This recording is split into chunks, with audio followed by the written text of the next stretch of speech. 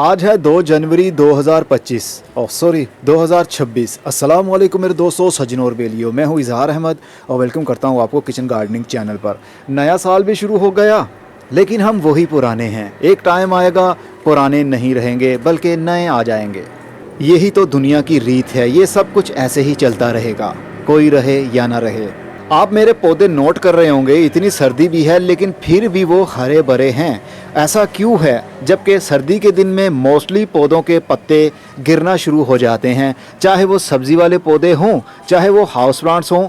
सर्दी का असर उनके ऊपर थोड़ा बहुत होता तो ज़रूर है, लेकिन मेरे पौधों के ऊपर अभी तक ठंड का, रात की ओस का असर नज़र नहीं आ रहा। उसकी वजह क्या है? देखिए, पौधों को हमें ठंड से बचाना पड़ता है। ऐसा नहीं है कि सर्दी वाले पौधे हैं तो वो सर्दी में ज़िंदा रह पाएंगे या फिर उनको कुछ होगा नहीं। जब फ्रीजिंग टेम्परेचर तक लेवल पहुंच जाए तो फिर पौधों की ग्रोथ रुकना शुरू हो जाती है, नए पत्ते आना बंद हो जाते हैं और जो पहले पत्ते खिले होते हैं वो सूखने लगते हैं, गलने लगते हैं, पीले होने लगते हैं। लेकिन फ़िलहाल के लिए मेरे पूरे गार्डन में कोई ऐसा पौधा नहीं है सवाए मनी प्लांट के, क्योंकि मनी प्लांट ने तो डोरमेंट होना ही होना है। उसके ऊपर किसी भी किस्म की हम स्प्रे कर लें, जितना मर्जी उसको पॉली हाउस से हम कवर कर लें, ठंडक तो हर जगह पहुंच जाएगी ना। पॉली हाउस का फ़ायदा तो तब होगा जब इसके ऊपर धूप पड़ेगी, अंदर वाले पौधे हमारे गर्म हो पाएंगे, तो फिर थोड़ा बहुत फ़र्क पड़ जाएगा कि पत्ते ना गिरें। लेकिन सर्दी के दिन है, धुंध पड़ती है, दिन के टाइम भी सूरज निकलता नहीं है, अभी भी सूरज नहीं निकला हुआ, धुंध छाई हुई है। तो ऐसे में प्लास्टिक के ऊपर धूप तो आएगी नहीं, तो अंदर हीट नहीं बनेगी बल्कि ठंडक ही रहेगी जैसा कि बाहर है। बस ये है कि सीधी ठंडी हवा और रात की ओस वाला पानी पत्तों के ऊपर नहीं आ पाएगा। तो अंदर वाले पौधे हों या फिर बाहर वाले पौधे हों, अगर आप चाहते हैं कि आपके पौधे के पत्ते सर्दी की वजह से या ठंडा पानी पड़ने की वजह से, इनके अंदर जो कुदरत ने ट्यूब्स फिट कर रखी हैं, पाइप लगा रखे हैं जो वाटर फ्लो को कंट्रोल करते हैं, वो पानी जमने लगेगा तो पाइप सिकुड़ जाएंगे पत्तों के, और पत्तों के पाइप सिकुड़ जाएंगे तो पानी रुक जाएगा उनमें और वो जम जाएगा। फिर वो ट्यूब्स जो पत्तों के अंदर हैं, लाइनों की सूरत में हमें नज़र आती हैं, वो फट जाएंगी। तो जब वो ब्लास्ट हो जाएंगी तो पत्ता डैमेज हो जाएगा, फिर पानी के फ़्लो को कंट्रोल नहीं रख पाएगा और पत्ता पीला होगा और फिर सर्दी की वजह से गिर जाएगा। ऐसे में हमें पौधे को विल पावर ज़्यादा देनी पड़ती है। ऐसे में हमें पौधे को ज़्यादा बूस्ट करना पड़ता है खाद देकर, चाहे आप ऑर्गेनिकली चलें चाहे आप केमिकली चलें।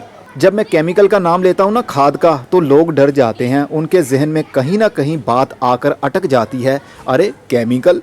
जबकि कई बार मैं बता चुका हूँ, केमिकल खाद का बुरा असर नहीं होगा पौधे पर, बल्कि कीड़े मारने वाला जहर जिसको chemical pesticide, herbicide, weedicide, insecticide कहते हैं, उनका असर होता है, जो बहुत बुरा होता है और हमारी हेल्थ के ऊपर भी उसका असर आता है जब हम वो चीज़ खाते हैं या फिर जब हम उस इन्वायरमेंट में रहते हुए सांस लेते हैं। तो ऑक्सीजन के साथ साथ उस जहर का असर भी हमारे अंदर थोड़ा थोड़ा करके जाता ज़रूर है।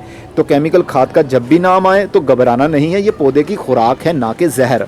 तो सबसे पहले आपको ऑर्गेनिक तरीका बता देता हूं। अगर ठंड से पौधों को बचाना है, किसी हद तक बचाना है, ऐसा नहीं है कि आप स्प्रे करेंगे और 1-2 घंटे या 2-3 दिनों में ही आपको रिजल्ट नज़र आने लगे, ऐसा नहीं होता। बस ये है कि पौधे के अंदर थोड़ी विल पावर बढ़ जाती है।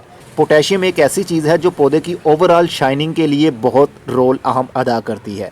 पत्तों की शाइनिंग बढ़ाने के लिए भी पोटेशियम और चमक लाने के लिए भी पोटेशियम, और फल का साइज़ बड़ा करने के लिए, फल को पकाने के लिए, फल का छिलका अच्छा शाइन करवाने के लिए पोटेशियम का बहुत अहम रोल है पौधों में। तो जब पौधे के ऊपर या फिर मिट्टी में हम पोटेशियम ज़्यादा इस्तेमाल करेंगे, ज़्यादा ठंड और ज़्यादा गर्मी के दिनों में, तो पौधे सर्दी से भी बचे रहेंगे और पौधे गर्मी से भी बचे रहेंगे। पोटेशियम दोनों मौसमों में बहुत अहम है। ऑर्गेनिक सोर्स क्या है? सबसे ज़्यादा तो केले के छिलके के अंदर पोटेशियम पाया जाता है और केले के गूदे के अंदर भी पोटेशियम बहुत अच्छी मिकदार में होता है। चलिए दूसरी छत पर चलते हैं। केले के छिलके ले लीजिए, उसको बारीक बारीक चॉप कर लीजिए और उसको पानी के अंदर डबोकर रख दीजिए। कितने छिलके लेने हैं जनाब? कोई परेशानी नहीं है, चाहे 10 केलों के छिलके ले लें, चाहे 5 केलों के छिलके ले लें, जितना आसानी से आप छिलके ले सकते हैं इकट्ठा कीजिए, उसको बारीक बारीक चॉप कर लीजिए और चॉप करने के बाद में 1 या 2 लीटर पानी के अंदर उसको भिगोकर रख दीजिए 24 से 48 घंटे के लिए। उसके बाद आपने डायरेक्ट वो पानी बिना सादे पानी में डाइल्यूट किए डायरेक्ट वही पानी छान लीजिए और स्प्रे बोतल में भर लीजिए और पत्तों के ऊपर, पत्तों के नीचे, फल के ऊपर, फूलों के ऊपर, मिट्टी के ऊपर उसका स्प्रे करना शुरू कर दें।